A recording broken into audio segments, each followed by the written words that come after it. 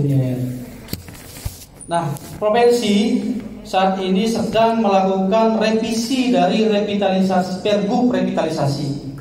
Jadi kenapa kita revisi? Antara RPJMD, tujuan dari gubernur dan wakil gubernur tentang strategi industrialisasi itu, begitu dibedah itu ya kurang kuat tasnya kayaknya. Ya, saya ulang. Jadi visi-visi gubernur dan wakil gubernur tentang industrialisasi, bawahnya itu harus mampu diterjemahkan oleh perangkat yang ada. Nah, kita begitu kita lihat arahnya, maka harus kita lakukan perubahan di Pergub revitalisasi. Nah, Pergub lama revitalisasi SMK itu berbicara tentang 8 standar pendidikan.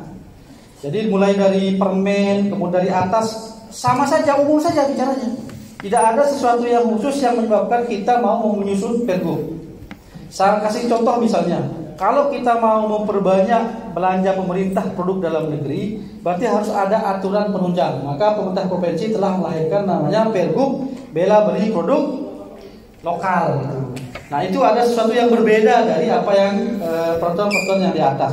Sama yang di bawah, kita mau membangun SMK sebagai penopang pertumbuhan UMKM, sebagai penyumbang SDM UMKM misalnya.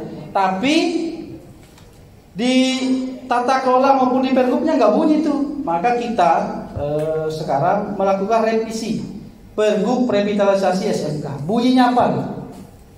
Bunyinya adalah supaya detail di situ, nyata bunyinya di dalam Pergub itu, sehingga siapapun nanti yang akan menjadi kepala dinas, siapapun yang akan menjadi kepala bidang, terus kepala sekolah harus melaksanakan Pergub itu.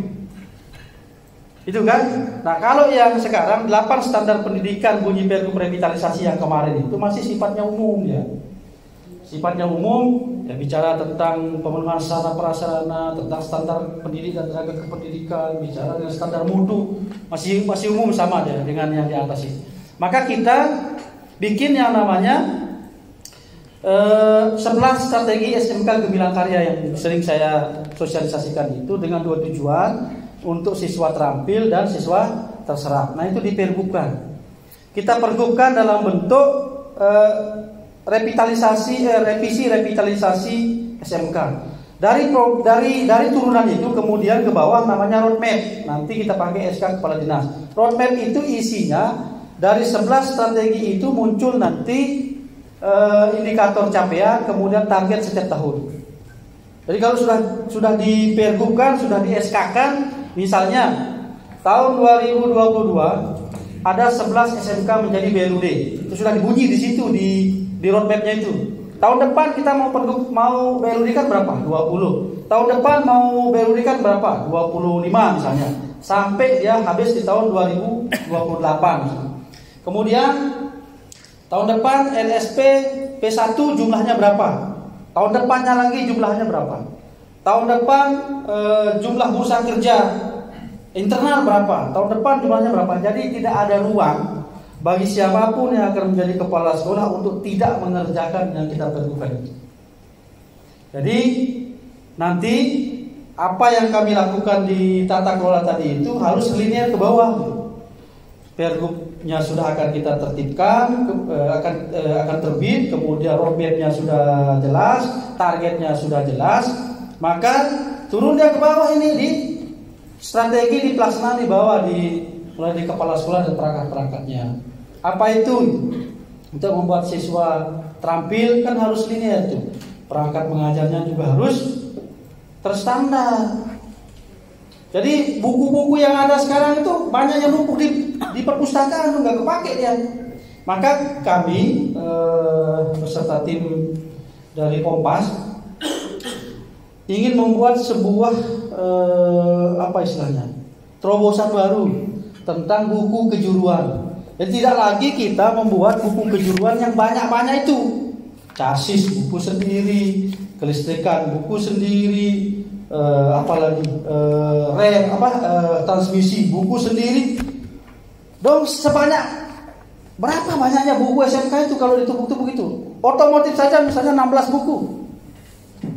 Terus anak itu mau bekerja, masa yang 16 buku itu dia mau pergi ke Jakarta, dia merantau pergi ke Malaysia 16 buku itu.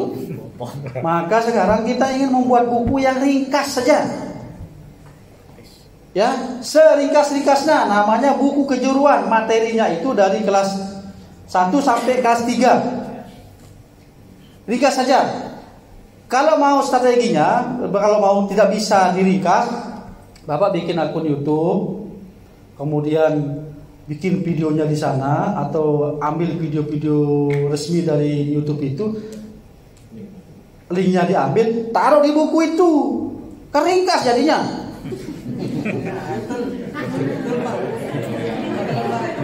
Iya, jadi nggak usah panjang-panjang bahas. Sama dengan gambar teknik.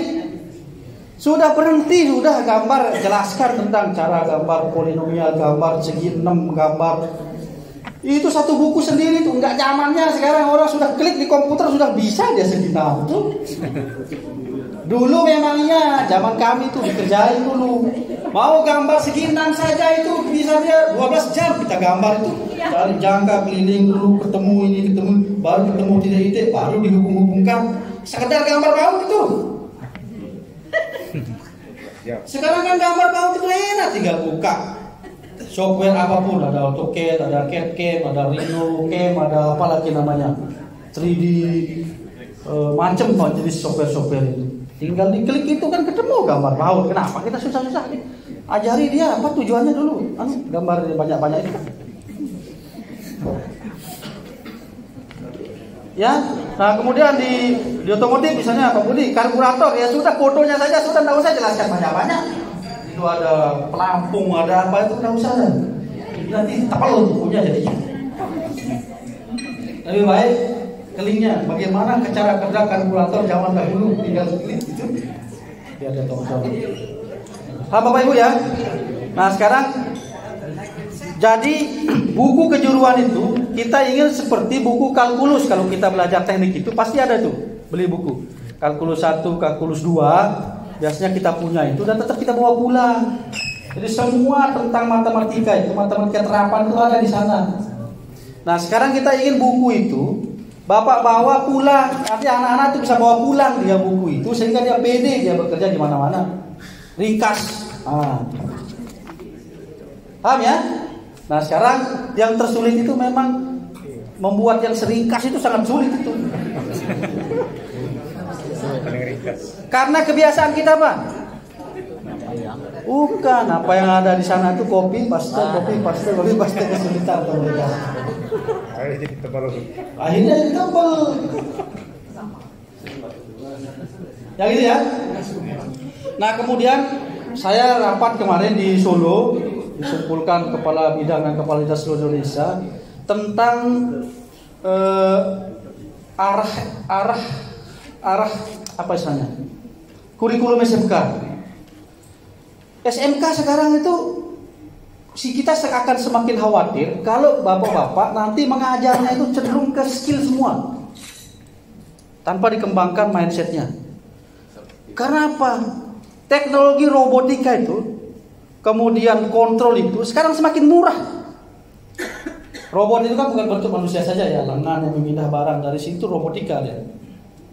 Dulu mahal teknologi itu, sekarang murah. Coba berapa harga Arduino itu? Murah kan sekarang kan? Nah, jadi semua orang sudah bisa sekarang membuat otomatis yang pembersih tangan itu. Semua SMK bisa itu. Dulu mahal, sekarang murah. Berarti semakin hari sampai ke depan besok itu teknologi semakin murah, semakin dijangkau dan semakin mudah dipelajari. Berarti lulusan yang hanya mengandalkan skill siap-siap itu akan mulai tergerus dengan robotika tadi itu. Maka apa yang dikembangkan? Yang dikembangkan itu adalah mindset, project based, kewirausahaan. Itu yang sekarang larinya. Jangan sampai nanti kita mengajarkan kompetensi yang ada di buku-buku itu, begitu dia tamat digantikan oleh yang tadi. Tenaga kerja manusia semakin hari semakin naik ini UMR ini. 1.200.000, 1.500.000. Nah, nuntut terus. Sekarang sudah 2.300.000 di sini. Sementara teknologi otomatis itu semakin murah. Jadi berbanding terbalik ini, kita mau memasarkan tamatan kita, tapi justru semakin mahal ini biaya tenaga kerjanya. Di satu sisi teknologi itu semakin murah, maka berubah dia. Gitu. Nah, konsepnya Pak Dirjen, Pak Wikan mengatakan begini. Yang kita akan kembangkan itu adalah mindsetnya dari anak-anak kita. Kita mulai dari guru dan kepala sekolah. Nah, nanti di buku itu biasa kembangkan mindset atau melatih diri anak-anak. Misalnya kalau dia bahasa Indonesia sudah ada kemampuan dia berpresentasi, ceramah, tampil di depan. Bahasa Inggris juga kemampuan dia berbicara yang utama. Percuma dia kemampuannya ngetes itu banyak nilainya tapi nggak bisa berbicara, kan susah kita. Ya, arahkan dia ke yang untuk life skillnya.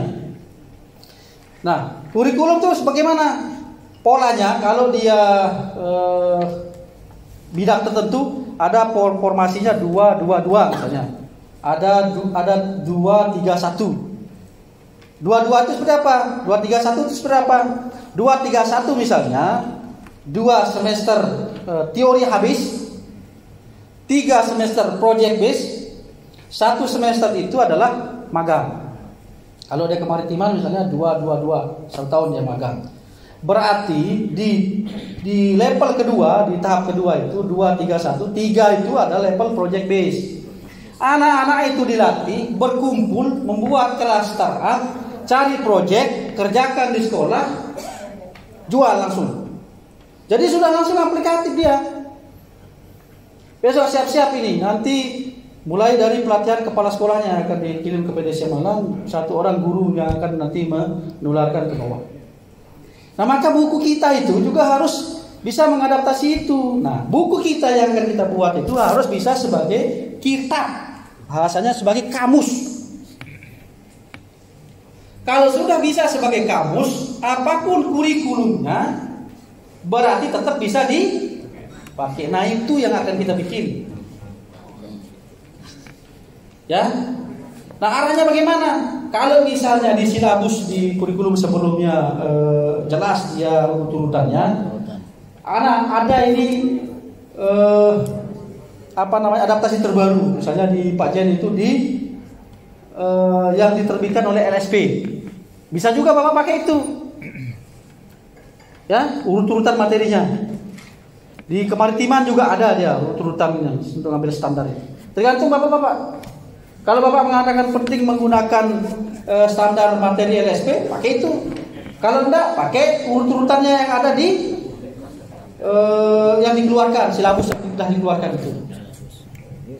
Pokoknya kita mau sebagai buku kamus praktis. Misalnya segini lah tepalnya ini.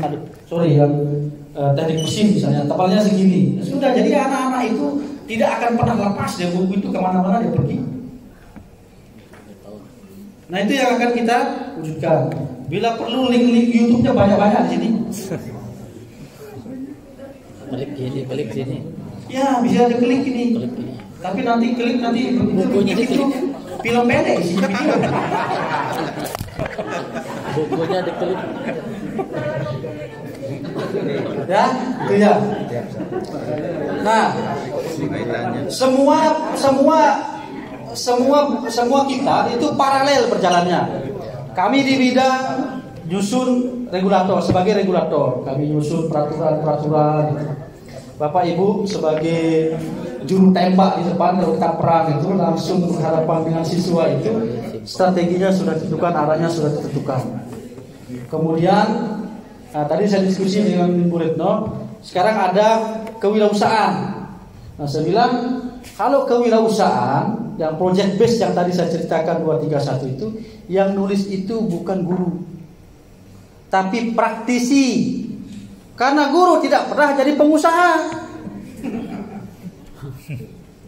Nanti kalau studi kasusnya ditanya, yuk, karena banyak yang di luar dari nalar itu, di luar dari ya coba ini. Dulu saya waktu sama Pak Jen di Nolen itu, kita murahkan kursus itu, nggak ada yang mau daftar. Sampai habis batinya itu nggak ada orang mau daftar. Ternyata setelah dimahalkan bayar 10 juta, baru orang daftar. Nah, coba, mana ahli teori ekonomi mana? Hah?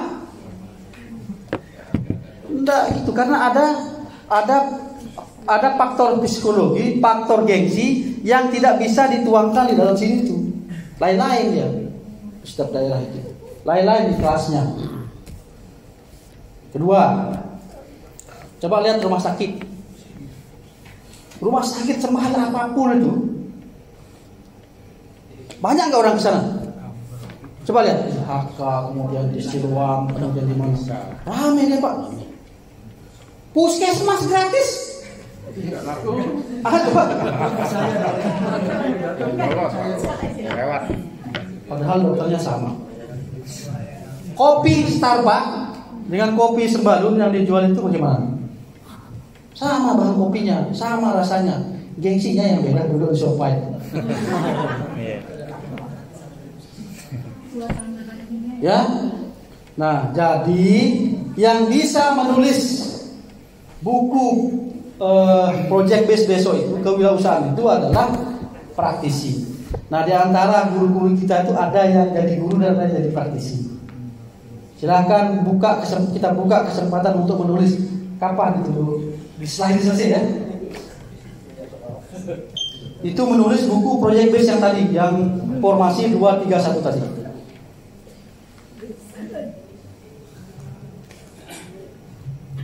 Itu ya. Nah,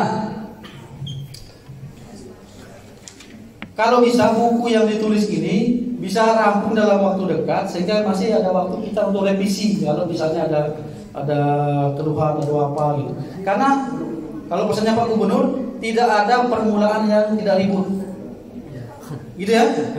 Tidak ada permulaan yang mudah. Jadi sekarang berdarah-darah yang membuka jalur itu. Karena permulaan. Pertama dia akan ribut nanti. Ributnya banyak nih. Ribut sesama penerbit, ribut. Wah, ini SMK Pak Kabit ini lakukan monopoli penulisan buku, kan? Ribut kita nih. Mengumpulkan guru-guru untuk menulis, ribut. Permulaan ini.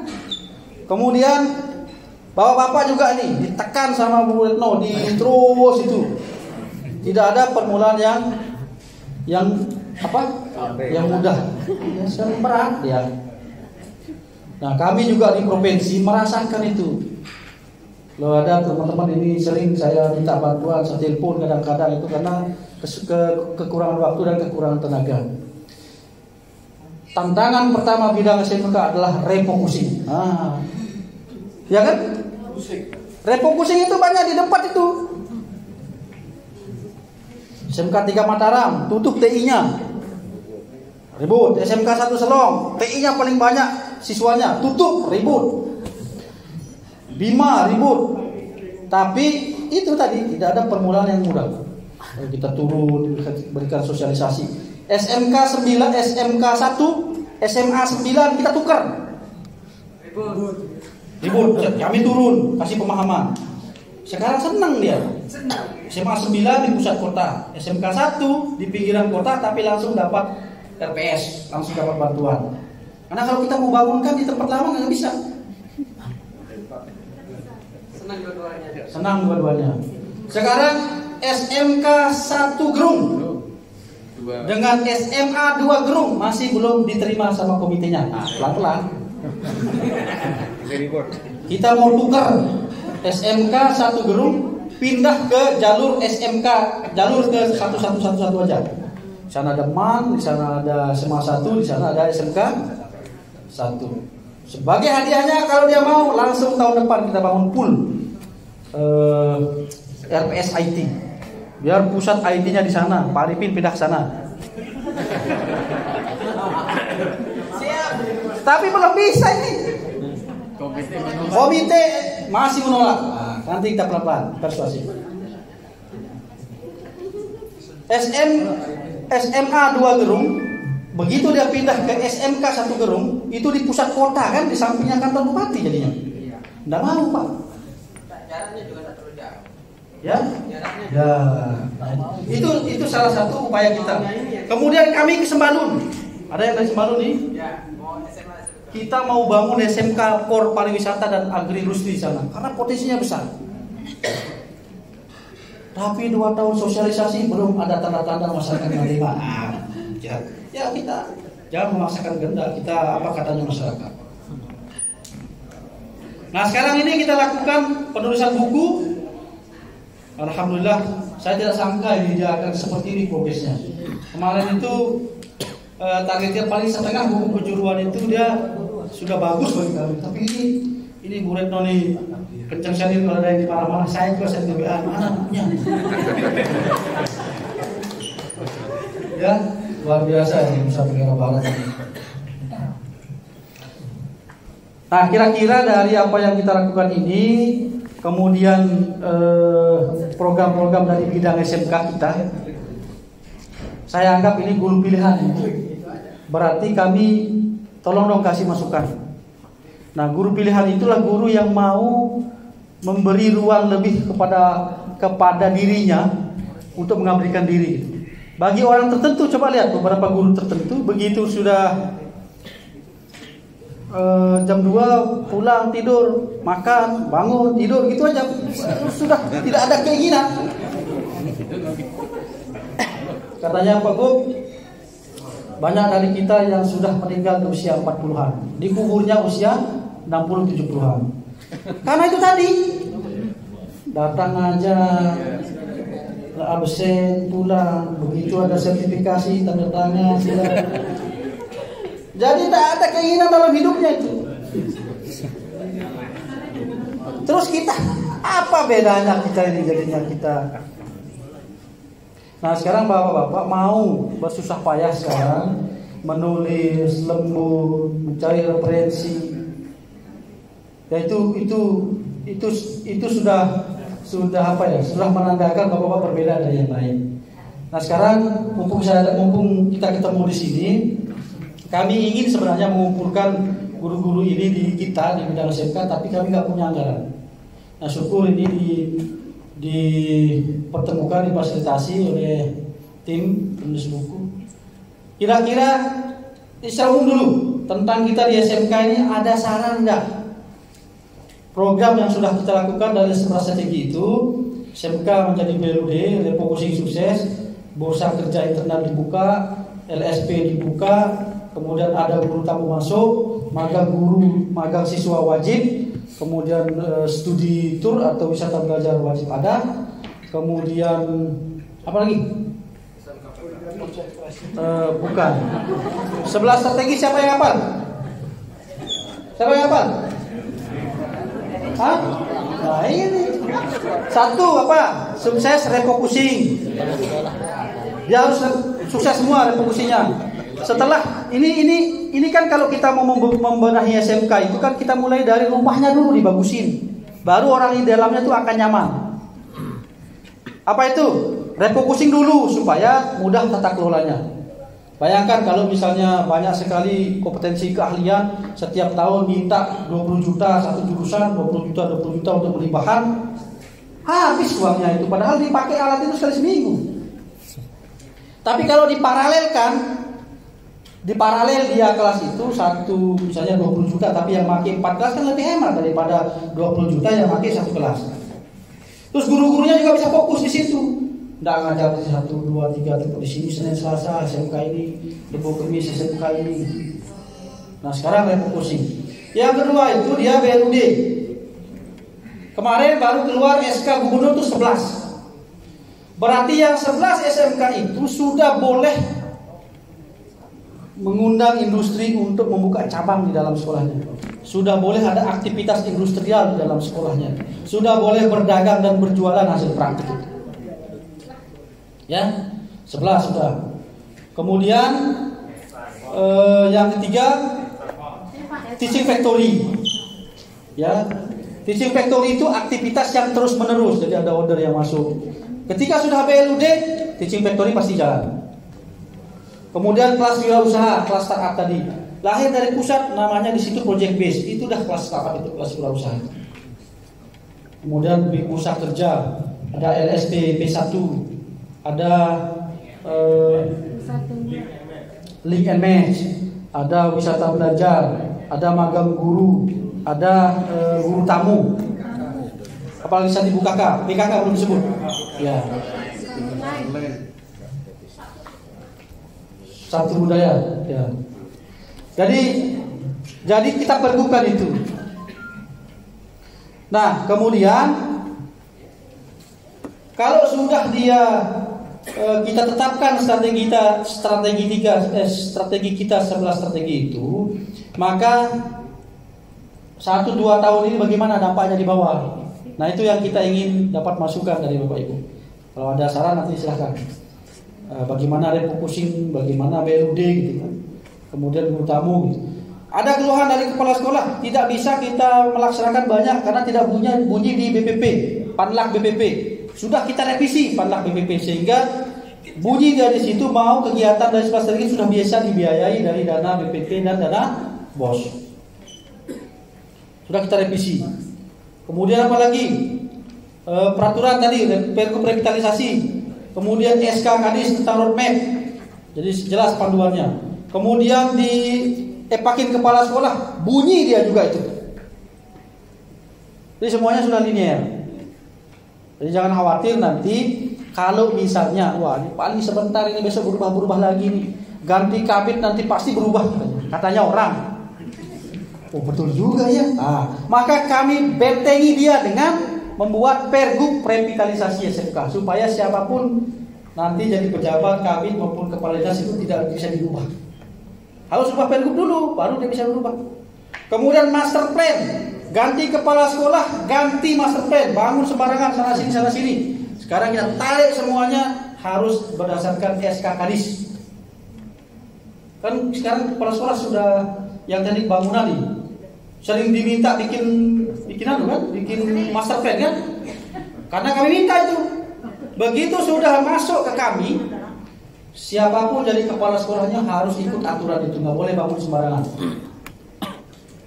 Karena SMK kita itu begitu kita bedakan dengan SMA, nggak karu-karuan bentuknya, kalau sini, kalau sana, mana depan, mana belakang, begitu kita masuk bingung kita. SMK begitu kan? Ini Pak Kepala ini.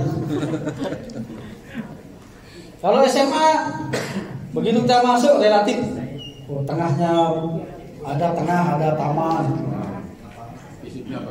fisiknya bagus. SMK ini Kiri kanan banyak masalah. mana? Siapa dari SMK 2 ini? SMK 2 Pucuk. Nggak ada ya? Siapa yang pernah ke SMK 2 Pucuk? Begitu kita masuk ke sekolahnya, di halaman depan itu, di sana ada bangunan, pintunya ada tembok.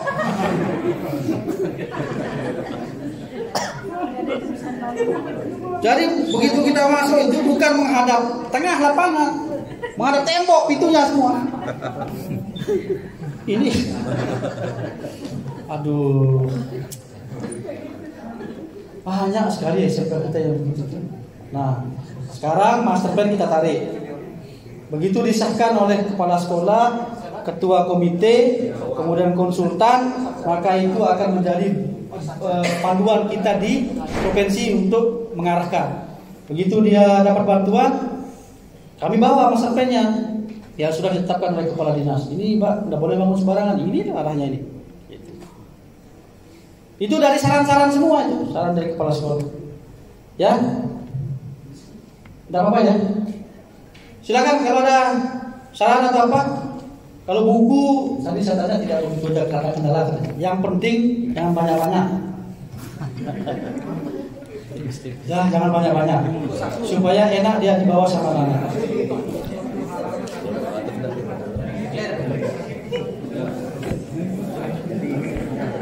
Ada pertanyaan? Saya ngajak bahwa Oh ya, tadi silakan. Senior pengawas. Assalamualaikum warahmatullahi wabarakatuh. Waalaikumsalam. pada dasarnya kita sangat interest dengan program-program di dalam SMK yang banyak istilahnya nyeleneh ya Pak ya, aneh-aneh tapi cukup menarik untuk tantangan. Tapi satu aspek yang bagi saya sebagai yang ada di lapangan itu satu, keberadaan guru-guru SMK ini masih sangat-sangat terbatas. Ini ke dalam 11 program yang ada, ini ketika rumah kita sudah dibaguskan, namun yang menempati rumah itu nggak cocok Pak. Ini keberadaan guru-guru produktif khususnya, saya di Lombok Tengah itu sangat memprihatinkan Pak. Sebetulnya pemerintah sudah membantu pengadaan guru produktif ini melalui program keahlian ganda. Keahlian ganda. Dalam kenyataannya, guru-guru yang sudah diberikan pelatihan dengan keahlian ganda ini sudah bersertifikat pendidik sesuai dengan keahliannya, itu belum ditempatkan atau masih mengajar mata pelajaran lamanya. Nah ini mohon berkaitan dengan pemetaan kita dan membuat SMK menjadi lebih berkualitas. Karena saya di SMK Praia Barat, SMK Praia Timur membuka jurusan pariwisata, tidak ada satu PNS yang ngajar di bidang pariwisata di perhotelan maupun di Boga Pak. Banyak kan mereka adalah DTT yang sekali lagi mereka sebetulnya penuh perjuangan karena honornya juga kadang tidak setiap bulan dibayar. Nah ini mohon perhatiannya, mungkin agak juga diarahkan kepada fokus tentang guru-gurunya. Sebenarnya kepala sekolah sudah dapat porsi. Nah melalui kegiatan-kegiatan kita yang produktif, khususnya bagaimana agar kita mewadahkan MGMP ini lebih diberdayakan, sehingga peningkatan konsep pendidikan, konsep-konsep Bapak juga bisa diterapkan di lini guru. Buktinya tadi tidak banyak guru yang tahu tentang 11 program kita. Ya itu. Artinya apa? Itu baru nyangkut di kepala sekolah. Iya. Kepala sekolah mungkin tahu, tetapi guru-guru tidak tahu. Padahal guru-guru ini adalah ujung tombak kita, ujung tombak Bapak di lapangan yang akan menggerakkan mereka. Termasuk dalam penyusunan buku ini juga sangat luar biasa menurut saya. Cuma kita akan mengemasnya menjadi lebih, bahwa buku ini harus menjadi tadi rambu-rambunya adalah kamus. Ketersediaan vocabulary yang ada di dalam kamus ini teman-temanlah yang tahu. Bagaimana agar buku ini bisa berlangsung, berubahnya menteri atau siapapun, maka harus berlangsung berumur panjang dan mau digunakan. Direktorat pernah membuat banyak buku Pak, tapi tidak dipakai seperti Bapak sampaikan, hanya digunakan di perpustakaan, ditaruh di perpustakaan. Karena apa? Buku mereka tidak bermutu. Saya berharap secara pribadi buku-buku ini bisa betul-betul sesuai dengan apa yang diharapkan oleh guru-guru. Sehingga saya berkomunikasi dengan Guru Retno, dengan penulis, bahwa ayo kerangkanya teman-teman lah yang tahu. Kalau dinas itu sudah seperti Bapak sampaikan, regulasi.